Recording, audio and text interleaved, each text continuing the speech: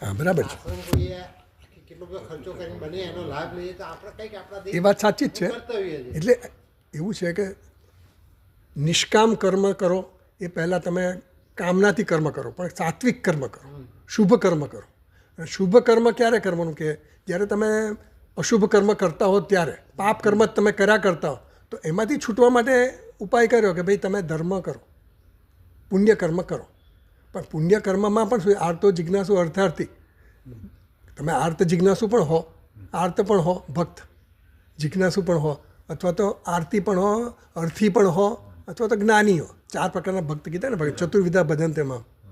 તો ભગવાને એવું જ કીધું કે ભાઈ અર્થી હોય તો ભલે એ આવ્યો, એને કંઈક ઈચ્છાથી મારી પાસે આવ્યો ને, એ દુનિયા પાસે જ નથી જતો ને, મારી પાસે એ બહાને આવ્યો ને, એટલે ઈશ્વર પાસે ગયો એ પણ સાત્વિક થયું. ચાલો, એનામાં એટલી સૂઝ પડી કે ભાઈ મારે એમ આ જે જગત પાસેથી હું ઈચ્છા રાખું છું મારી ઈચ્છાઓ પૂરી કરવાની, એની કરતાં હું ઈશ્વર પાસે જાઉં. એટલે પુણ્ય કર્મ કરવાની વાત આવી. એટલે પુણ્ય કર્મ કરવાનું ના નથી કહેતા, કર્મ કરવાની ના નથી જ. ભગવાને પણ મા કર્મ ફલે, જે પેલું શું કીધું ને, અકર્મ, હા નહીં એમ નહીં, પણ તારી નિષ્ક્રિયતા માટે પણ તારો એવો આસક્તિ ન રહેવી જોઈએ. પાછી મા ફલે શું કદાચ ને ન કર્મ શું છે, કર્મની વાધિકાર છે, મા ફલે શું કદાચ ને, પછી છે ને મા તો સંગસ્વ કર્મણી, અકર્મમાં તારો સંગ ન રહેવો જોઈએ, તારી આસક્તિ અસંગમાં ન રહેવી જોઈએ, અકર્મમાં ન રહેવી જોઈએ. કર્મ કરવાનો ખરું, પણ કેવી રીતે કરવાનું, સંગ રહિત કર્મ કરવાનું. એટલે કીધું ને ભગવાને કે કાયેન મનસા બુદ્ધ્યા કેવલૈ ઇન્દ્રિયૈરપી, કેવળ ઇન્દ્રિયથી, કેવળ કાયાથી અને કેવળ મનથી જે કંઈ પણ કર્મ કરો એ શેના માટે કરવાનું, અંતઃકરણની શુદ્ધિ માટે કરવાનું. પુણ્ય કર્મ કરવાની આપણી ઈચ્છા એવી હોય કે હું પુણ્ય કર્મ કરું, ફરજ છે મારી, મારે આપવું જોઈએ, મારી પાસે જે કંઈ સામર્થ્ય છે હું શેર કરું, પણ એની પાછળનો આપણો ઈચ્છા શું હોવી જોઈએ, અપેક્ષા એવી ન હોવી જોઈએ કે આનાથી મને કંઈક માન મળે, કંઈ અંતઃકરણ શુદ્ધિ હોવી જોઈએ કે આનાથી ઈશ્વર ખુશ થાય, પ્રસન્ન થાય, મને મળે. મારું અંતઃકરણ શુદ્ધ એટલે મારા રાગદ્વેષ ઓછા થાય. અત્યારે નોર્મલ કોર્સમાં હું જે કંઈ પણ કર્મ કરતો હોઉં ને એમાં મારા રાગદ્વેષને પોષવા માટે કરતો, કે આનાથી મને સત્તા મળે, આનાથી મને માન મળે, લોકો મારી વાહવા કરે, લોકો મને પૂછે, લોકો મને પગે લાગે, મને લોકો વડીલ તરીકે ગણે, સમાજમાં ગણે, મને કે આ બધું તમે કેટલું બધું કરો છો, તમે તો કેવા કેવા મહાન વસ્તુઓ કરો છો, અમને તો આ થતું નથી. એમ બધું આપણને જ્યારે કહે ને ત્યારે આપણને સારું લાગતું હોય, એટલે અંદરખાનાનો રાગ દેખાડે. આપણને કંઈ પણ અંદરખાને આમ થોડી આમ ખુશી લાગે ને તો આપણને એમ લાગે કે આપણને બરાબર છે બધું, આપણે તો નિષ્કામ, પણ નિષ્કામતા નથી હોતી, આપણી કામના અંદર હોય છે, એ વાસના છે, એ આપણી ટેવ છે અમુક. હા, એટલે આ બધી વસ્તુ છૂટવી બહુ અઘરી છે, પણ છતાંય આપણે એ પ્રયત્ન કરવાનો છે. વિચાર જ્યારે આપણને ખબર પડી કે આ વસ્તુ કરવાની છે ત્યારે હવે આપણે એના પર આપણું ધ્યાન કેન્દ્રિત કરવાનું કે ભાઈ મારે આ બધું વસ્તુ શેના માટે કરવાની છે, મારા અંતઃકરણ શુદ્ધિ માટે કરવાની છે. અંતઃકરણ શુદ્ધિ એટલે શું, મારા રાગદ્વેષ ઓછા થાય, બરાબર. એટલે તેન ત્યક્તેન ભુંજીતા એવું કીધું ભગવાને. એટલે હવે આગળ વાંચીએ આપણે. એટલે આપણે ભુંજી, ચલો વાંચીએ, ભુંજીતા વાંચીએ, પેજ નંબર 10, બરાબર, ભાષ્ય પહેલી લીટી. ભુંજીતાઃ પાલયેથાઃ.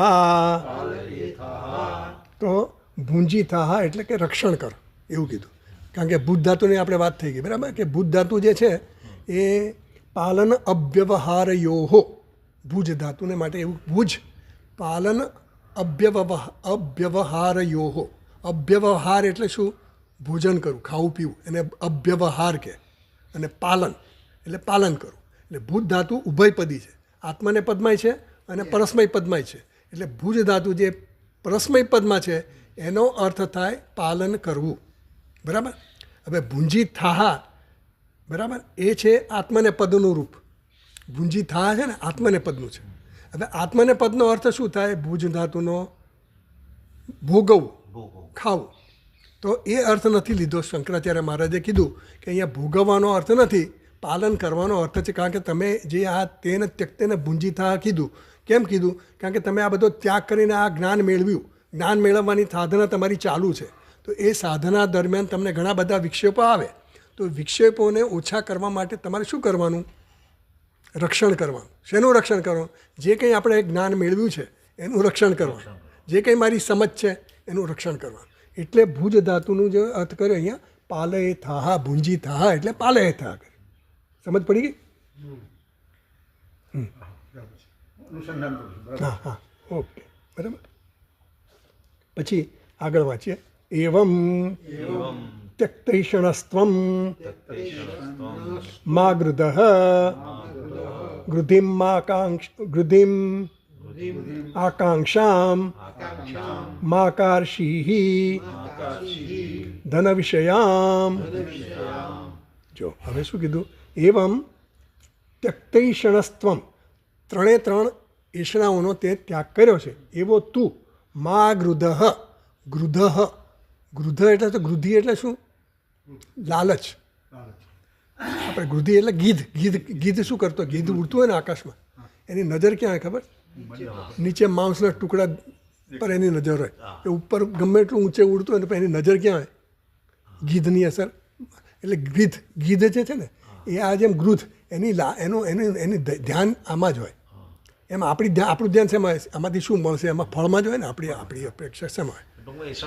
હા, એટલે જેણે ત્યક્ત એષણા છે, જેણે એષણાઓનો ત્યાગ કરી દીધો છે, એને ત્યક્ત એષણસ્ત્વમ. હવે તે જેણે આ બધી એષણાઓનો ત્યાગ કરી, ત્રણ એષણાઓનો ત્યાગ કરી દીધો, એષણા ત્રણનો ત્યાગ કર્યો. ગૃધિમ આકાંક્ષા, ગૃધિમ એટલે આકાંક્ષા, ઈચ્છા. આપણી ઈચ્છા કંઈક ને કંઈક તો હોય જ. કંઈ પણ કરતા હોય એટલે ઈચ્છા ઓટોમેટિક આવી જાય, હેબિચ્યુઅલી, આપણી ટેવ મુજબ. ગૃધિમનો અર્થ લાલચ થાય. ગૃધિમનો અર્થ લાલચ થાય. એટલે ઈચ્છા થાય, લાલચ થાય. તો આકાંક્ષા થાય. તો આકાંક્ષા, ભગવાન ભાષ્યકારે આકાંક્ષા કીધું. આકાંક્ષા એટલે ઈચ્છા. ઈચ્છા નહીં કરવી. મા કાર્ષીઃ, કરવી નહીં. શેની નહીં કરવી? ધન વિષયામ, ધન વિષયની આકાંક્ષા નહીં કરવી. ધન માટેની લાલચ નહીં કરવી. બોલો. મા ગૃધઃ ઈશાવાસ્યમિદમ સર્વમ યત્ કિંચ જગત્યામ જગત તેન ત્યક્તેન ભુંજીતા મા ગૃધઃ કસ્યસ્વિત ધનમ. એવું કીધું ઉપનિષદમાં, મંત્રમાં. તો કોઈના પણ ધનની ઈચ્છા, એ પછી આગળનો વાક્ય છે, પણ મા કાર્ષી ધન વિષયામ. ધન વિષય, કારણ કે મોટા ભાગની આપણી ઈચ્છાઓ ધન પ્રાપ્ત કરવાની જ હોય છે. પ્રાપ્ત કરવાની હોય, પછી એને વધારવાની હોય, વૃદ્ધિ કેમ થાય, એને ક્યાં ઇન્વેસ્ટ કરવા, કેવી રીતે કરવા, કેટલું વધારેમાં વધારે એમાં મળે. મન આપણું છે ને સતત એનું જ ચિંતન ચાલતું હોય આપણામાં. એટલે કહે છે કે મા કાર્ષી ધન વિષયામ ગૃધિમ. ધનની ઈચ્છા કરવી નહીં. કારણ કે મોટામાં મોટો વિક્ષેપ આપણને હોય ને તો ધન વિશેનો છે. હવે ધનમાં બધું જ આવી ગયું પાછું. ધનમાં સંપત્તિ પણ આવી ગઈ. આપણી જમીન હોય, ક્યાંક સંપત્તિ બીજે ક્યાંક રોકાયેલી હોય, ક્યાંક ફંડમાં રોક્યો, ક્યાંક ફિક્સમાં રોક્યો, ક્યાંક બીજે ક્યાંક રોક્યો, કોઈ પેઢીમાં રોક્યો. એમ સતત ચિંતન આનું જ ચાલતું. કારણ કે આપણો મોટા ભાગનો વ્યવહાર ધનથી થતો હોય. અને આપણા માટે જીવનમાં મોટામાં મોટું મૂલ્ય હોય તો ધનનું. કારણ કે ધનથી જ હું મોટો દેખાતો હોઉં છું. સમાજમાં પણ એવી જ એની મૂલ્ય છે. એટલે તો એવી જ્યારે આપણી ઈચ્છા છે, તો શંકરાચાર્ય મહારાજ એવું કહે છે, મંત્રમાં એવું કીધું કે તું જ્યારે આ બધી એષણાઓનો ત્યાગ કરીને નક્કી કર્યું તે કે હવે મારે આ જ્ઞાન, આત્મજ્ઞાનમાં જ નિષ્ઠ થવું છે, બરાબર, મારા સ્વરૂપના જ્ઞાનમાં જ મારે નિષ્ઠ થવું છે, તો શું કરવાનું? મા ગૃધઃ. હા, એટલે બધી ઈચ્છા નહીં કરે. હવે તારી જે ઈચ્છા એને છોડી દે. કારણ કે એ ધન કોઈનું થયું નથી ને થવાનું નથી, એમ કહેશે આગળ. તો મા ગૃધઃ ગૃધિમ આકાંક્ષામ મા કાર્ષી ધન વિષયામ. પછી આગળ કહે છે, હવે એમાં આપણે અમે જે કીધું ને, આનંદગીરી ટીકામાં જુઓ તમે, પહેલી લીટી 10મા પાના પર જ, સંન્યાસીનઃ શરીર સંધારણા ઉપયુક્ત કૌપિન્ન આચ્છાદન ભિક્ષાસનાદિ વ્યતિરિક્તેપી કથંચિત દ્રવ્ય પરિગ્રહે રાગશ્ચેત પ્રાપ્નોતિ તન્નિરોધે યત્ન કર્તવ્ય. મળ્યું બધાને? જો સંન્યાસીના, હવે આ પુત્રેષણા લોકે મળ્યું તમને? પહેલી આનંદગીરીમાં પહેલી લીટી, સંન્યાસીન. બરાબર. તો એમાં એવું કહે છે કે સંન્યાસીના, હવે જ્યારે ભાષ્યકારે સમજાવ્યું કે ત્રણ એષણાઓ, પુત્રની, વિષ્ણની ને લોકની એષણાઓ છોડી દીધી. હવે એ કર્મ માટેનો અધિકારી રહ્યો નથી કર્મ કરવા માટે. કર્મ કરવાનો એટલે સકામ કર્મ, બરાબર. નિષ્કામ કર્મ તો કરવાના, પણ સકામ કર્મનો અધિકારી રહ્યો નથી, કારણ કે એને ઈચ્છા નથી, કંઈ ઈચ્છા જ નથી, એને કર્મ દ્વારા કંઈ પ્રાપ્ત કરવાનું નથી. એટલે એણે નક્કી થઈ ગયું કે એણે હવે આ કર્મમાં એને કંઈ રસ નથી, બરાબર. એટલે કે એ હવે શેમાં લાગેલો છે? આ જ્ઞાન મેળવવાની પ્રવૃત્તિમાં એ લાગેલો છે. એટલે શ્રવણ કરે છે, મનન કરે છે અને નિધ્યાસન કરે. તો હવે એને સંન્યાસીનો અધિકાર આપવા માંડ્યો. શ્રુતિ આપી દીધો કે જે વિચાર કરે છે અને જે ભાવના રાખે છે અને જેને જ્ઞાન છે એ તો સંન્યાસી છે જ. ઉત્તમ અધિકારી છે, એને તો જ્ઞાન છે એટલે એ સંન્યાસી જ છે, બરાબર. એને તો ઉપદેશ માત્રથી એને જ્ઞાન છે. પણ મધ્યમ અને મંદ અધિકારી જે છે, જેને હજી જ્ઞાન પાકું થયું નથી, જેને હજી એમાં દ્રઢતા આવી નથી, નિષ્ઠ થયો નથી, એના માટે સંન્યાસની છૂટ છે, એવું કીધું. એટલે સંન્યાસીનો શરીર સંધાન. હવે એણે શું કરવાનું? તો કે સંન્યાસી જે હોય ને એની જીવનશૈલી કેવી હોવી જોઈએ? આત્માની જીવનશૈલી જેવી હોય ને એવી આ સંન્યાસીની જીવનશૈલી હોવી. આત્મા કેવો છે? નિષ્ક્રિય છે, નિષ્કર્મ છે. નિષ્ક્રિય એટલે કંઈ કરતો નથી. આત્માને કોઈ કરવાની જરૂર નથી, પૂર્ણ છે, બરાબર. તો હું જ્યારે મારા સ્વરૂપનું ચિંતન કરું કે હું તો પૂર્ણ છું, મારે કોઈ જરૂરિયાત નથી. જરૂરિયાત હોય તો મને આકાંક્ષા હોય, બરાબર. જરૂરિયાત મારી હોય ને તો મારે કર્તવ્ય હોય. તારી જરૂરિયાત છે ભાઈ, ચલો તો તારે આ કરવું પડશે. આપણે વ્યવહારમાં જોઈએ છે ને, આપણું કર્તવ્ય ક્યારે હોય? કંઈક જરૂરિયાત હોય તો, ને તો હું શું કામ કરું, બરાબર. એમ જરૂરિયાત જ્યાં સુધી હોય ને ત્યાં સુધી આપણે કર્તવ્ય કર્મ હોય. પણ હવે આને કર્તવ્ય કર્મની પણ જરૂર નથી એવું કહી દીધું. સંન્યાસીને કર્તવ્ય કર્મની કોઈ જરૂર નથી. સંન્યાસ જ્યારે લે ને, આ વિવિધિશા સંન્યાસની વાત છે, સમજો. વિવિધિશા સંન્યાસ એટલે વેદિતુમ ઈચ્છા, હા, જ્ઞાન માટે. પુત્રેષણા વિત્તેષણા લોકેષણા ચ વ્યુત્થાય અત ભિક્ષાચર્યમ ચરંતી, એવું કીધું બૃહદારણ્યકમાં, બરાબર. કે જેણે આ પુત્રેષણાને ત્રણ એષણાઓનો ત્યાગ કરી દો, એ હવે શું કરે છે? બસ એ હવે વ્યુત્થાય એટલે એનાથી ઉપર ઉઠી ગયો, એને કોઈ એષણાઓ રહી નથી, એટલે ભિક્ષાચર્યમ ચરંતી, એટલે હવે ભિક્ષા દેખાય. ભિક્ષા એટલે શું? આપણે ભિક્ષા લેવા જઈએ તો આપણે કંઈ નક્કી ન કર્યું કે આજનું આ મેન્યુ શું છે. આપણે ઘરે તો નક્કી કરીએ આજે આ બનાવજો, પેલું હશે તો ચાલશે, આ ગમે છે નથી ગમતું, આ ભાવે છે નથી ભાવતું, આ ફાવે છે નથી ભાવતું. ભિક્ષા એટલે પછી તમારે કંઈ એમાં તમારું ચોઈસ નથી, બસ ચોઈસલેસ. હા, એનું ભિક્ષા. એટલે સંન્યાસીનો ધર્મ એવો છે. એટલે એને કોઈ નિર્ણય પોતાના નિશ્ચય નથી, એ તો ભગવાનનો એક સાધન બની ગયો છે, ઈશ્વરનું સાધન. ઈશ્વર જેમ રાખે એમ રહેવાનું, ઈશ્વર જ્યાં લઈ જાય ત્યાં જવાનું, એવો આ સંન્યાસી છે. એટલે આપણો એક ગોલ છે, સમજો ને, આપણું એક ધ્યેય છે. તો સંન્યાસીને શરીર સાધારણ. તો એની શું જરૂરિયાત થાય? હવે ભાઈ એને એટલી છૂટ આપવામાં આવે છે. સંન્યાસી જે હોય ને એને, સંન્યાસીને શરીર સંધારણા ઉપયુક્ત, શરીરને ઢાંકવા માટે, એને ધારણ કરવા માટે, શરીરને ટકાવી રાખવા માટે એને શું જોઈએ? કૌપિન. એના ઉપયોગી શું હોય? કૌપિન જોઈએ શરીરને ઢાંકવા માટે. કારણ કે વ્યવહાર સમાજમાં ફરતો હોય એટલે સાવ ઉઘાડો તો ફરી ન શકે દિગંબર, એટલે એને કૌપિનની છૂટ આપવા માટે ભાઈ કૌપિન રાખવાનું. કૌપિન આચ્છાદન. આચ્છાદન એટલે ઉપર ઢાંકવાનું, શરીરને ઢાંકવાનું, પોતાના પ્રોટેક્શન માટે, રક્ષણ કરવા માટે. ભિક્ષાસનાદિ વ્યતિરિક્તેપી. ભિક્ષાસન એટલે ભિક્ષા દ્વારા એનું ભોજન. એનું ભોજન છે એના દ્વારા, ભિક્ષા દ્વારા. પોતે કંઈ રાંધવાની જરૂર નથી, એ ભિક્ષા કરવાની છૂટ આપે. એટલે સમાજ પણ સમજે કે આણે સંન્યાસ લીધો છે, આ સંન્યાસી છે, એટલે એને આપણે પોષવાનો છે, બરાબર. કર્મ, હા, એટલે એને કર્મ જે છે ને એ પહેલાં શું હતું? ડિસ્ટ્રેક્શન હતું, એને વિક્ષેપ કરતું હતું કર્મ. હવે એને સંન્યાસી થઈ ગયો એટલે કર્મ એને વિક્ષેપ કરતું નથી, પણ છતાં એને આટલા કર્મ કરવા પડે. કયા કર્મ? ભિક્ષાટન માટે જવું પડે, એટલું કર્મ કરવું, એટલી છૂટ આપી. કર્મ છોડી દેવાનું કીધું કે તારે કોઈ કર્મની જવાબદારી નથી, પણ કર્મ કયા કરવાના છે? ભિક્ષાટનને એની તને છૂટ છે, આચ્છાદન કરવાની છૂટ છે, લંગોટી પહેરવાની છૂટ છે, કૌપિન પહેરવાની છૂટ છે. કથનચિત, પણ પછી પાછું હજી કહે છે, જો આ બહુ મહત્ત્વની વસ્તુ કહે છે, કથનચિત દ્રવ્ય પરિગ્રહે રાગશ્ચેત પ્રાપ્નોતિ. છતાંય એને દ્રવ્ય પરિગ્રહ એટલે કોઈ ધનની ઈચ્છા તો હોય જ. સામાન્ય રીતે દરેક વ્યક્તિમાં ધન પ્રાપ્ત કરવાની, ધન ભેગું કરવાની, કંઈક પરિગ્રહ કરવાની ઈચ્છા હોય જ છે. એ એકદમ જતી નથી રહેતી. સંન્યાસ લીધો તમે, ચાલો, પણ છતાંય એવું કહે છે આમાં કે સંન્યાસી લીધો પછી પણ સંન્યાસી માટે પણ સંન્યાસી ન કીધું ને એટલે સંન્યાસી માટે પણ શરીરને આચ્છાદન કરવાનું કે લંગોટી પહેરવાનું કે ભિક્ષાટનની છૂટ પણ દ્રવ્ય પરિત્યાગ પણ કરવાની જરૂર છે. કારણ કે દ્રવ્યનું કેમ કીધું ભાઈ તમે સંન્યાસીએ બધું છોડી જ દીધું છે વિત્તેષણા છોડી દીધી છે, પણ છતાંય દ્રવ્ય ભેગું કરવાની ઈચ્છા સંન્યાસીઓને પણ થતી જોવામાં આવી છે. સમજ પડી? એવું કહે છે. એટલે ત્યાં જુઓ 7 નંબરની ફૂટનોટ છે, જુઓ એ જ પાના પર. કથંચિત મળ્યું, કથંચિત પ્રાચ્ય વાસનયા કુસંગાદીના વા ઇત્યર્થ. કથંચિત દ્રવ્ય પરિગ્રહ. કથંચિતનો અર્થ શું કર્યો એમણે?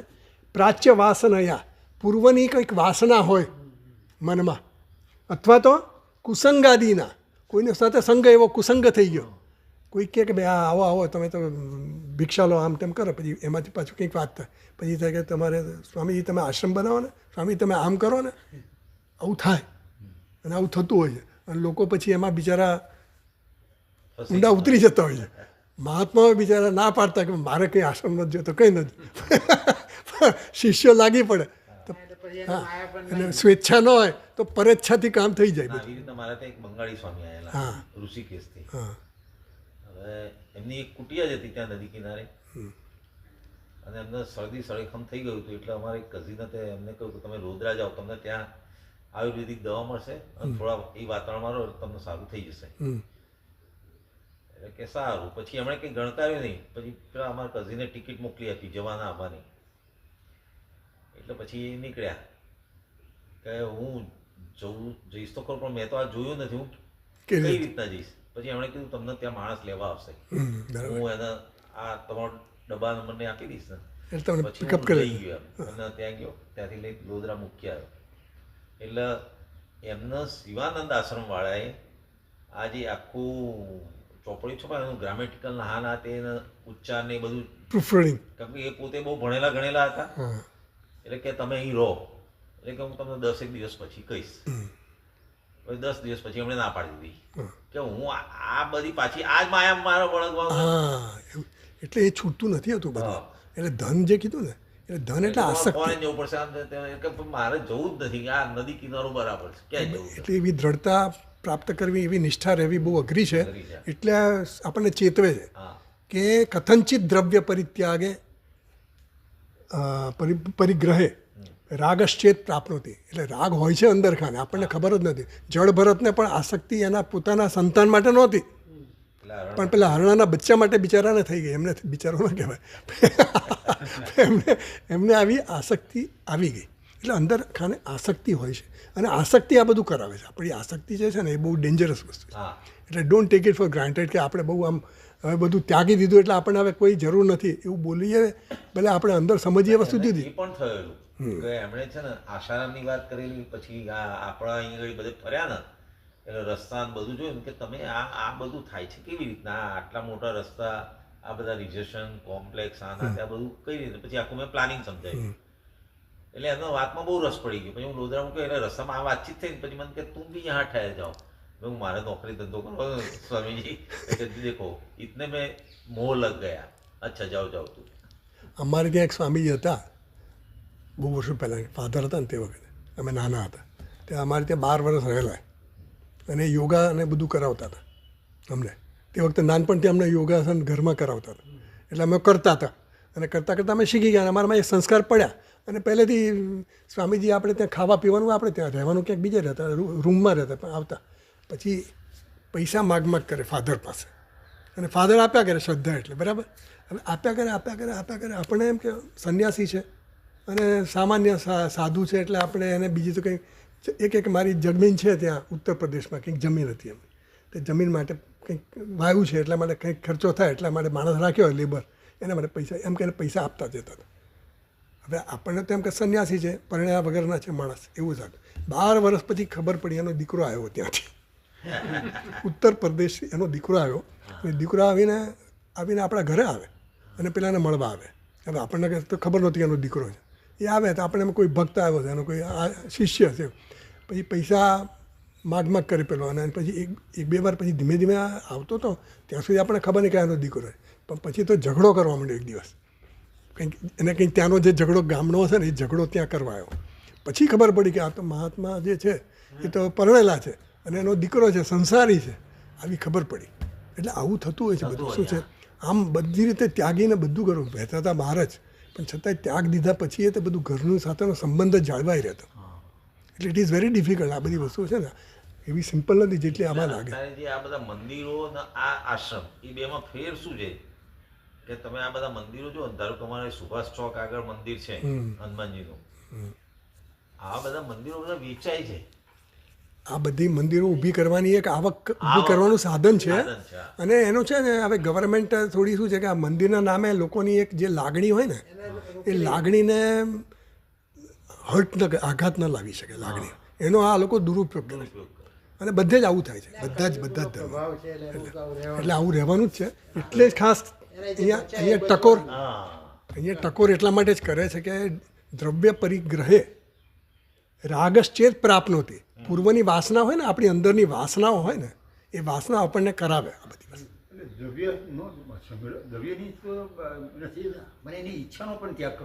એટલે આકાંક્ષા નહીં રાખવાની. એમ જ મા ગૃધક કસ્યચિત ધનમ એવું કીધું. એટલે મા કાર્ષિ ધન વિષયામ ગૃધી, તારે એની આકાંક્ષા રાખવાની નહીં. ધનની આકાંક્ષા, હવે ધનની આકાંક્ષા અહીંયા તો એમ જ કહે છે કે તારા પોતાના ધનની આકાંક્ષા નહીં રાખવાની. બીજાના ધનની તો નહીં જ નહીં, પણ તારા પોતાના ધનની આકાંક્ષા નહીં રાખવાની કે મારું ધન છે એટલે હું સેફ છું. આપણે ધનમાંથી સલામતી માગતા હોઈએ, સંપત્તિમાંથી. આ બધી ભેગી કરવી એની પાછળનો આપણો હેતુ શું છે? સલામતી. પણ એ સલામતીની અપેક્ષા ન રાખા કે એ વસ્તુ તને સલામતી નથી આપવાનું. મા કુરુ ધન જન યૌવન ગર્વમ, ધન જન સંબંધી સંબંધી આ બધા પરથી તું બધું તારી આશાઓ બધી છોડી દે કે તારું આ રક્ષણ કરશે, તને સલામત રાખશે. કોઈ કંઈ રાખવાનું નથી. અર્થમ અનર્થમ ભાવય નિત્યમ. શંકરાચાર્ય મારે કીધું કે અર્થ છે ને એ અનર્થ જ છે એમ સમજી લે ભાઈ. એટલે તું આની પાછળ પડ નહીં. એટલે આ અર્થની વાત કરે છે. દ્રવ્ય પરિગ્રહમાં છે ને આપણી અંદરના સંસ્કાર જે છે ને, એટલે પૂર્વની વાસનાઓ અથવા તો સંગ થઈ જાય તો એમાંથી એની અસર થતી. સંગ થઈ જાય એટલે કંઈ આપણે ભાઈબંધ જ કરવાનો છે એવું નહીં. સંગ એટલે આજુબાજુના લોકોને જુઓ કે આપણી લાઈનના માણસોને જુઓ કે આ તો ચાલો અહીંયા ઇન્વેસ્ટમેન્ટ કરે છે ને આટલા પૈસા કમાઈએ, સારું ચાલો આમાં નાખો, આમ કરો, તેમ કરો. એટલે મન આપણું એવું છે. કારણ કે હજી એમાંથી આપણને હજી શું છે કે સલામતી દેખાય છે એમાં. એટલે એમ કહે છે કે મા કાર્ષી ધન વિષયામ, એટલે કીધું સંન્યાસીને શરીર સંધારણ ઉપયુક્ત કૌપિન આચ્છાદન ભિક્ષાસનાદિ વ્યતિરિક્તેપી, એના સિવાય કંઈ પણ કથનચિત દ્રવ્ય પરિગ્રહે રાગશ્ચેત પ્રાપ્ત. ધારો કે એને રાગ પ્રાપ્ત થયો ધન વિશે, તો તન નિરોધે યત્ન કર્તવ્ય, એને રોકવા માટે તમારે પ્રયત્ન કરવો. એવું સૂચના આપી દીધી આપણે. હા, એટલે એના પ્રયત્ન કરવો જ પડે. તસ્ય એમાં આગળ જ આનંદગીરી કહે છે તસ્ય પ્રધાન વિરોધિત્વાદ ઇતિ અભિપ્રેત્ય નિયમ વિધિમ આહ. એટલે કીધું કે આ રાગ છે ને, તસ્ય એટલે કે રાગસ્ય, આ રાગ જે છે એ શું છે? પ્રધાન વિરોધિત્વાદ. આ રાગ જે આપણો છે, આસક્તિ જે છે ને, એ મુખ્ય વિરોધ કરનારી છે, આપણામાં અવરોધ છે. આ જ્ઞાન પ્રાપ્ત કરવામાં મોટો પ્રતિબંધ કયો? આ રાગ. એ રાગ મોટામાં મોટો પ્રતિબંધ છે. એટલે પ્રધાન વિરોધિત્વાદ ઇતિ અભિપ્રેત્ય, એટલે નિયમ વિધિ મેં આહ. એટલે હું તમને હવે નિયમ વિધિ કહે છે કે તારે આ નિયમ પાળવાનો. નિયમ વિધિ એટલે શું? આ કરવાનું ના નહીં કરવાનું. હવે એના છે ને આ નિયમ વિધિ છે ને એ મીમાંસકોનો શબ્દ છે. નિયમ વિધિ એટલે 3 વિધિ કીધી. એ લોકો 3 વિધિ 3 પ્રકારની કહે. એક તો અપૂર્વ વિધિ કહે, બીજી નિયમ વિધિ આવે, અને ત્રીજી પરિસંખ્યા વિધિ આવે. બરાબર? આ એની સામાન્ય રીતે હું સમજાવી દઉં છું. આ જે 3 ટર્મ્સ છે ને, એ 3 ટર્મમાં શું છે? અપૂર્વ વિધિ એટલે ક્યારેય કંઈ કીધું નથી એવી વિધિ, આપણે કોઈ દિવસ જાણ્યું નથી. એટલે ભાઈ તમારે કોઈ પણ જ્યારે પૂજાપાઠ કરો, અહીંયા જ્યારે યજ્ઞની વાત આવે છે એ કહું તમને કે ધારો કે અમુક યજ્ઞ કરતા હોય તો આપણે દ્રવ્યને પ્રોક્ષણ કરવાનું હોય. જે કંઈ આપણે ધરવાનું હોય, યોગમાં યજ્ઞમાં ધરવાનું હોય, યાગમાં, અથવા તો આપણે કંઈ પૂજા કરતા હોય તો એમાં પ્રોક્ષણ કરતા હોય. દ્રવ્ય જે કંઈ નૈવેદ્ય ધરતા હોઈએ કે જે કંઈ દ્રવ્ય હોમવાનું હોય તો એનું પ્રોક્ષણ કરતા હોય ને, તો પ્રોક્ષણ કરો. વ્રીહીન પ્રોક્ષ્યતિ એવું કંઈક છે.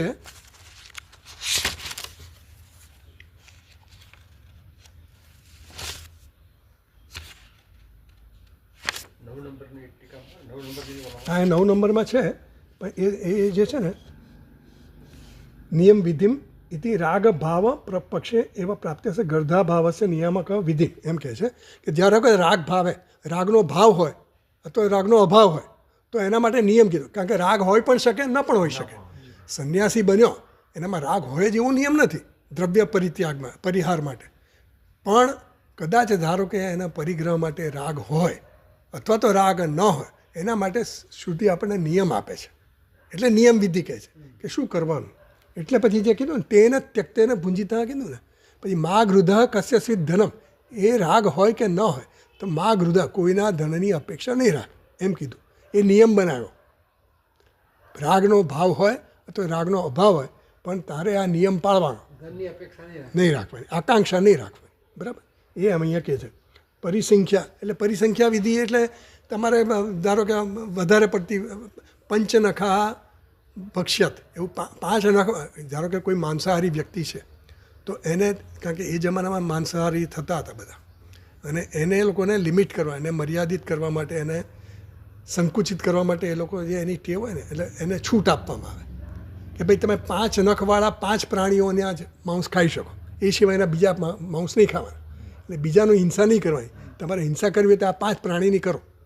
પંચનખા ભક્ષવ્ય એવું કંઈક છે. બરાબર, એ હું શોધતો જ જરા. જો વ્રીહીન પ્રોક્ષતિ એવી વિધિ છે. વ્રીહીન પ્રોક્ષતિ એટલે શું? વ્રીહીન એટલે ચોખા. ચોખા જે છે એનું પ્રોક્ષણ કરો. એટલે ચોખાની આપણે આગળ વાત કરીએ કે પેલા પુરોડાશ બનાવવાનો હોય, જ્યાં યાગ કરવાનો હોય તો યાગમાં પુરોડાશ એટલે જે ચોખાનો લોટ હોય એમાં દૂધ મિક્સ કરી, ગાયનું દૂધ મિક્સ કરી અને એના લાડવા જેવું બનાવે કે કુરમો આકારનું, એટલે કાચબાના આકારના પિંડ બનાવે. અને એ પિંડ જે છે એ હોમવાના હોય યાગમાં. તો એ હોમવાના હોય એ જે ચોખા જે એમાં વપરાવાના હોય એ ચોખાનું પ્રોક્ષણ કરવાનું કીધું. એટલે વ્રીહીન પ્રોક્ષતિ એવો એનો અપૂર્વ વિધિ કીધી. અપૂર્વ વિધિ એટલે બીજે ક્યાંય ન મળે તમને કહેવાનું. સીધું એ તમે કરી શકો લાડવા, પણ જ્યારે તમે આ યાગ કરો ત્યારે આ અપૂર્વ વિધિ કરવી પડે. સમજ પડી? ચોખાને પ્રોક્ષણ કરી શુદ્ધ પાણીથી, પવિત્ર જળથી પછી એનું પ્રોક્ષણ કરીને પછી એનો લોટ અને પછી એના લોટમાંથી પિંડ અને પછી હોમવાનું, એ વિધિ થઈ, એ અપૂર્વ વિધિ થઈ. બરાબર. ત્યારે બીજી વિધિ શું? નિયમ વિધિ. એ નિયમ વિધિમાં શું છે? વિકલ્પો હોય, કરવાનું એ હોય ન કરો. એટલે જે ચોખા હોય, ડાંગર હોય ને, ડાંગર, હવે ડાંગર જે હોય એની પર ફોતરા હોય.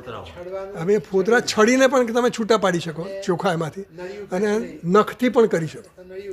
હા, તો એમાં નિયમ આપ્યો કે ભાઈ છડીને જ કરવાનું, નખથી નહીં કરવાનું. એવું કેમ કીધું? કારણ કે એ રીતે નખથી કરશો તો તમને એનું જે ફળ મળવાનું છે અદૃષ્ટ, એ નહીં મળે. પણ જો છડેલા ચોખા વાપરશો, છડેલા ચોખા વાપરશો ને અને એમાંથી પૂર્વડાશ બનાવશો તો તમને એનું ફળ મળશે અદૃષ્ટ. સમજ્યા? એટલે એના માટે નિયમ કીધો. બસ, તો એનું ફળ તમને નહીં મળે એમ કીધું. એમ આ જે અહીંયા પણ નિયમ બતાવે છે. એટલે આપણને કે મા ગૃધ મા કારશી ધન વિષયામ ગૃધિ. એટલે ધન વિષયમાં તારે આ નિયમ યાદ રાખવાનો. ભાઈ શું? કે ભાઈ આ ધનની કોઈ અપેક્ષા રાખવાની, ઈચ્છા રાખવાની, આકાંક્ષા રાખવાની નહીં. એ બરાબર. પછી આગળ વાંચીએ. કસ્ય સ્વિદ, વાંચીએ. કસ્ય સ્વિદ ધનમ કસ્યચિત પરસ્ય સ્વસ્ય વા ધનમ માકાંક્ષી ઇત્યર્થઃ. કસ્ય સ્વિદ ધનમ, કસ્ય સ્વિદ ધનમ, કસ્ય સ્વિદ, આ ધન કોનું છે એમ પ્રશ્ન કરે. કસ્ય સ્વિદ, સ્વિદ એટલે પ્રશ્ન પૂછે છે. કસ્ય સ્વિદ ધન, આ ધન કોનું છે? તો કે કસ્યચિત, કસ્યચિત એટલે કોઈકનું, પરસ્ય સ્વસ્ય વા, પોતાનું અથવા તો બીજાનું, ધનમ માકાંક્ષી, પોતાના ધનની કે બીજાના ધનની ઈચ્છા કરવી નહીં, આકાંક્ષા રાખવી નહીં. સમજ પડે છે? તો જો એમાં બીજા નંબરની ફૂટનોટ છે. બરાબર. કસ્યચિત એટલે કશ્યાપી એટલે કોઈનું પણ નહીં એમ. કસ્યચિત જે છે ને એનો અર્થ થયો કશ્યાપી લીધો એટલે કોઈનું પણ નથી એમ. બરાબર. પછી આગળ કહે છે સ્વિદ ઇતિ અનર્થક નિપાત. હવે કસ્ય સ્વિદ ધનમ માગૃદક કસ્ય સ્વિદ ધનમ મંત્રમાં કીધું તો કસ્ય સ્વિદ છે ને એ સ્વિદ એ અવ્યય છે, નિપાત કહેવાય. અવ્યય એટલે શું? એના કોઈ રૂપ બૂપ ના થાય, બરાબર? અવ્યય એટલે સ્વિત. એ સ્વિત એટલે શું? સ્વિતના બે અર્થ થાય. સ્વિતના અર્થ થાય કાં તો એ પ્રશ્નના અર્થમાં વપરાય, કસ્ય સ્વિદ ધનમ કોનું ધન છે, અથવા તો સંદેહના અર્થમાં વપરાય. સંદેહ એટલે કોનું ધન છે, આ કોનું છે, શંકા થાય ને આપણે, તો સ્વિત વપરાય. સમજ પડે? કસ્ય સ્વિદ ધન, આ ધન કોનું છે, અથવા તો કોનું ધન છે એમ કહીએ ને. પ્રશ્ન કોનું ધન છે, હવે આ કોનું ધન છે એમ પ્રશ્ન થાય તો કોનું ધન છે. આપણે ભાવ બદલાઈએ, શબ્દ એનો એ જ વાપરતો હોય. એટલે એની પાછળનો હેતુ આ છે. સ્વિદ ઇતિ અનર્થક નિપાત. શંકરાચાર્ય મહારાજ કહે છે આ સ્વિદનો અર્થ અનર્થ જ છે, અનર્થક છે. અનર્થક એટલે શું? અહીંયા એનો કોઈ ઉપયોગ નથી. કસ્ય સ્વિદ ધનમ, એ સ્વિદનો અર્થ અહીંયા પ્રશ્ન કરવા માટે નથી કે સંદેહ કરવા માટે નથી, એટલે એને અનર્થક કીધો. શંકરાચાર્ય મહારાજનું આ એનું કહેવાનો પેલો એ છે. અથવા, અચ્છા, એ અથવા પછી આવે છે. એટલે પહેલાં તો એમણે સ્વિત અનર્થક નિપાત એવું કીધું ને, એટલે આનંદગીરી ટીકામાં જુઓ ચોથી લાઈન. સ્વિદિતિ મળ્યું. સ્વિદિતિ નિપાતસ્ય સામાન્ય અર્થત્વેપી કસ્ય સ્વિદ ઇતિ વિતર્કાર્થત્વમ અન્યત્ર પ્રસિદ્ધમ તદિહ ન ગૃહ્યતે ઇતિ અનર્થકમ ઇતિ. ભગવાન શંકરાચાર્યમાં અનર્થ કેમ કીધું ભાઈ? અર્થ તો છે જ ને સ્વિદનો અર્થ. સ્વિદનો અર્થ તો થાય જ કે નહીં? પ્રશ્ન કરવા માટે સ્વિદ વપરાય, અને કોઈ શંકા હોય, સંદેહ હોય, એના માટે પણ સ્વિદ વપરાય. કઠોપનિષદમાં છે ને, યાદ નથી આવતું. ચાલો, એટલે કઠોપનિષદ સ્વિદ સ્વિદ શબ્દ બધા ઘણા મંત્રોમાં આવે છે. કસ્ય સ્વિદ ધનમ એટલે અહીંયા એમ કહે છે આનંદગીરીમાં, સ્વિદ ઇતિ નિપાતસ્ય સામાન્ય અર્થત્વેપી કસ્ય સ્વિદ ઇતિ વિતર્કાર્થત્વમ ઇતિ અન્યત્ર. એટલે સ્વિદ જે નિપાત છે એ ફૂટનોટ નંબર 10 જો એમાં શું લખ્યું છે? નનુ ચિદર્થે સ્વિતમ વ્યાખ્યાયાપી અનર્થકત્વ ઉક્તિ અસંગતા. હવે શંકરાચાર્ય મહારાજે સ્વિદનો અર્થ તો કીધો, કસ્ય ચિત્ત એવું કીધું. શંકરાચાર્ય મહારાજ આગળ જ કીધું ને, કસ્ય સ્વિદ ધનમ કસ્ય ચિત્ત પરસ્ય કસ્ય સ્વિદ, એનો અર્થ કસ્ય ચિત્ત એવું કર્યું. તો અર્થ તો કર્યો, તો અનર્થ કેમ કહો છો એમ કહે છે. નનુ પ્રશ્ન કરે છે, સ્વિદનો અર્થ ચિત્ત કર્યો તો પછી અનર્થ કેમ કહો છો? બરાબર, દરેક જણાની વસ્તુ આપણે ક્લિયર તો થવી જોઈએ ને.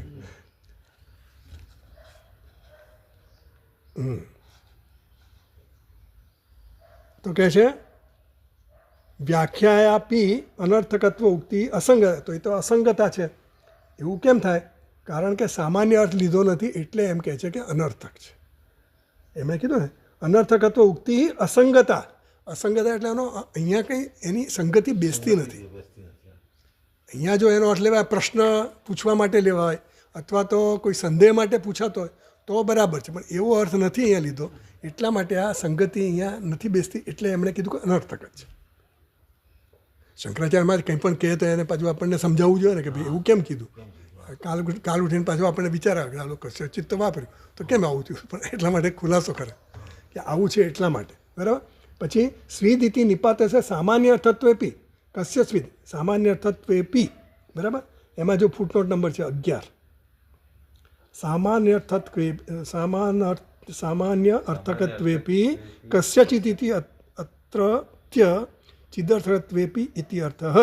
સામાન્ય અર્થ છે કસ્યચિત અથવા તો કસ્યાપી, એવો અર્થ લીધો છે. જે લીધો ને અર્થ સામાન્ય અર્થ, એટલે સામાન્ય અર્થ શું છે? કસ્યચિત અથવા કસ્યાપી, એવી રીતે લીધો છે એમ કહેવા માગે છે. એટલે આનંદગીરીમાં કહે સ્વિદ ઇતિ નિપાત છે સામાન્ય અર્થત્વેપી કસ્ય સ્વિદ ઇતિ વિતર્કાર્થત્વમ અન્યત્ર પ્રસિદ્ધ. પણ બીજે ક્યાંક જ્યાં હોય, બીજે ક્યાંક અન્યત્ર શું છે પ્રસિદ્ધ? વિતર્કાર્થત્વ. વિતર્ક એટલે સંદેહ. બરાબર. તો કાં તો પ્રશ્નના અર્થમાં હોય, કાં તો સંદેહના અર્થમાં હોય, એ પ્રસિદ્ધ છે. તદ ઇહ ન ગૃહ્યતે, એ અર્થ અહીંયા લીધો નથી. શંકરાચાર્ય મહારાજે પ્રશ્નના અર્થમાં કે સંદેહ અર્થમાં લીધો નથી, એ એમ કહેવા માગે છે. ઇતિ અનર્થકમ એવું કીધું, બરાબર. એટલે આ તો ફૂટનોટમાં એવું સમજાયું કે સામાન્ય અર્થ જે છે કોનું છે કે સંદેહ છે કે પ્રશ્ન છે એવું નથી, એટલા માટે એને લીધો, બરાબર. નેક્સ્ટ વિતર્કાર્થત્વમ જે છે ને એની ફૂટનોટ છે, વિતર્કાર્થ 12 નંબરની ફૂટનોટ. એટલે એ મેદિની કોષ છે એક, એમાં સ્વિત પ્રશ્ને ચ વિતર્કે ચ તથા એવ પાદપૂર્ણ. ચાલો, એ તો બહુ મહત્ત્વની વસ્તુ નથી. એટલે પ્રશ્ન કરવા માટે આ બધા શબ્દોના અર્થ જે ડિક્શનરીમાં આપ્યા હોય, કોષમાં આપ્યા હોય, એમાં મેદિની કોષ છે. એ મેદિની કોષમાં આ શબ્દનો અર્થ આપ્યો છે. એવો કેવી રીતે આપ્યો છે? સ્વિત પ્રશ્ને અથવા વિતર્કે અથવા પાદપૂર્ણ. પાદપૂર્ણ એટલે શું છે કે કોઈ વાક્ય હોય એને પૂરણ કરવા માટે પણ વપરાતો હોય શબ્દ, બરાબર, એવું છે. તો આગળ કહે છે આનંદગીરી ટીકામાં 5મી લાઈન, વ્યવહાર દૃષ્ટ્યા અપી આત્મન એવ ઇદમ સર્વમ શેષભૂટમ જડસ્ય ચિત્ત પરતંત્રત્વાદ અતઃ અપ્રાપ્ત વિષય ન આકાંક્ષા કર્તવ્ય. ચાલો, એ પછી આપણે લઈએ. પહેલાં આપણે વાંચી લઈએ હાથમાં. આપણે આગળ વાંચવું છે કે પછી કાલે કરવું છે? તમને બધાને બતાવી દેવું છે? અનુકૂળ છે ને? અથવાની 2 લાઈન છે ને, 2 લાઈન છે. અથવા માગૃદઃ કસ્માત. અચ્છા, હવે પહેલો અર્થ તો કહી દીધો કે કસ્યસ્વિત ધનમ કસ્યચિત પરસ્ય સ્વસ્ય વા ધનમ મા કાંક્ષી. એવો શંકરાચાર્ય મહારાજે અર્થ કરી દીધો. માગૃદઃ કસ્યસ્વિત ધનમ, એનો અર્થ આવી રીતે કીધો કે ધન તારા પોતાના ધનની આકાંક્ષા નહીં કરવાની કે બીજાના ધનની પણ આકાંક્ષા નહીં કરવાની, એવું કહી દીધું. અથવા એટલે બીજો અર્થ પણ કરે છે શંકરાચાર્ય મહારાજ જ કરે કે મા હૃદય કસ્યસ્વિત ધનમનો અર્થ બીજો પણ થઈ શકે. કઈ રીતે? મા હૃદય એટલે કે કોઈના ધનની લાલચ ન કરીશ, બરાબર. તો કસ્માત શા માટે નહીં કરવાની ભાઈ? લાલચ કેમ નહીં કરવાની? એનું કારણ આપવું પડે ને. નહીં કરતો ભાઈ, તું આમ નહીં કરતો, આપણે કહે ભાઈ પાપ લાગશે કે આમ થશે કે તેમ તને નુકસાન થશે, આમ કરીશ તો તું ખાડામાં પડીશ, એવું કંઈક કહેવું પડે. એટલે પૂછે કસ્માત એટલે શ્રુતિ એને શંકરાચાર્ય મુજે એનો જવાબ આપે છે. કસ્ય સ્વિદ્ધ, વાંચીએ આપણે આગળ. કસ્ય સ્વિદ્ધ ધનમ ઇતિ આક્ષેપાર્થ ન કસ્યચિત ધનમ અસ્તિ યદ ગૃધ્યેત. એટલે શંકરાચાર્ય મહારાજ કહે છે કસ્યસ્વિત ધનમ ઇતિ આક્ષેપાર્થ. ધન કોનું છે? એટલે કે ધન કોઈનું નથી, બરાબર. માટે ધનમાં આસક્તિ તું રાખીશ નહીં, એવો અર્થ કરે છે, બરાબર. આગળ વાંચીએ. આત્મૈવેદમ સર્વમ ઇતિ ઈશ્વર ભાવનયા સર્વમ ત્યક્તમ અતઃ આત્મનઃ એવ ઇદમ સર્વમ આત્મા એવ ચ સર્વમ અતઃ મિથ્યા વિષયામ ગૃધિમ માકાર્ષીઃ ઇત્યર્થઃ. તો કસ્યસ્વિત ધનમ ઇતિ આક્ષેપાર્થ. કસ્યસ્વિત ધનમ, કોનું ધન છે એવો આક્ષેપાર્થ એટલે પ્રશ્ન કરવા માટે છે. અથવા એટલે બીજો અર્થ આપે છે. કસ્યસ્વિત ધનમ, કોઈનું ધન નથી એમ કહેવાય. કસ્યસ્વિત ધનમ ઇતિ આક્ષેપ, કોનું ધન છે એવો આક્ષેપાર્થ માટે પણ વપરાય એમ કહે છે. ન કસ્યચિત ધન, એનો અર્થ એવો થયો કે ધન કોઈનું છે નહીં, બરાબર. યદ ગૃધ્યત, જેની તું આકાંક્ષા કરે, તું જેની આકાંક્ષા કરે છે એ ધન કોઈનું પણ છે નહીં. સમજી લે ભાઈ તું, એમ કહેવા માગે છે, બરાબર. તમે સમજી લો કે આ ધન કોઈનું નથી, બરાબર. આત્મા એવ ઇદમ સર્વમ, જે કાંઈ પણ છે એ શું છે? આત્મા જ છે, બરાબર. સર્વમ ઇતિ ઈશ્વર ભાવનયા, આ જે કંઈ પણ છે ઈશ્વર છે, જે કંઈ પણ છે પરમાત્મા છે, હું જ છું એવી ભાવના રાખવાની છે. એટલે કે આ ધન મારું છે એવું મારું ક્યારે થાય? હું અને મારું જુદું હોય ત્યારે, પણ બધું ઈશ્વર જ થઈ ગયું, બધું આત્મા જ છે. મારા સિવાય કંઈ બીજું હોય જ નહીં, દ્વૈત જ ન હોય, બીજો છે જ નહીં, કોઈ ભેદ જ નથી. તો મારું કરવાનો અર્થ રહ્યો નહીં. એટલે ધન પણ હું આત્મા જ બની ગયો. સમજ પડે ને? જ્યારે આત્મા જ થઈ ગયું બધું, તો કોઈના ધનની પછી પ્રશ્ન રહે જ નહીં, આ કોનું છે એવું પ્રશ્ન રહે નહીં, એમ કહે છે. સર્વમ ઇતિ ઈશ્વર ભાવને સર્વમ ત્યક્તમ, એટલે બધાનો ત્યાગ જ થઈ ગયો, બધું આત્મા જ થઈ ગયો. અતઃ આત્મન એવ ઇદમ સર્વમ, એટલે જે કંઈ છે બધું આત્માનું, એટલે કે તારું પોતાનું જ છે, આત્માનું જ છે.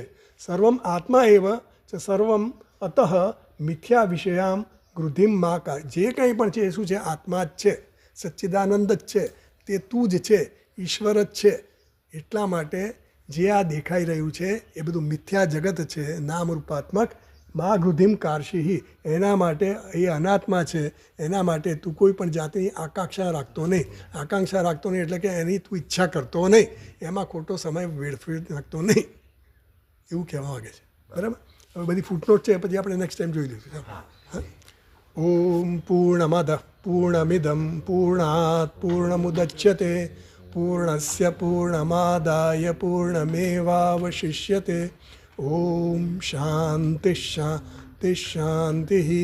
શંકરમ શંકરાચાર્યમ કેશવમ બાદરાયણમ સૂત્રભાષ્યકૃતૌ વંદે ભગવन्तૌ પુનઃ પુનઃ. ઈશ્વરો ગુરુરાત્મેતિ મૂર્તિભેદવિભાગિને વ્યોમવદ્વ્યાપ્તદેહાય દક્ષિણામૂર્તયે નમઃ. ઓમ શાંતિ શાંતિ શાંતિ. હરિ ઓમ શ્રી ગુરુભ્યો નમઃ. હરિ ઓમ. કાલે મળીએ છે ને બધાને?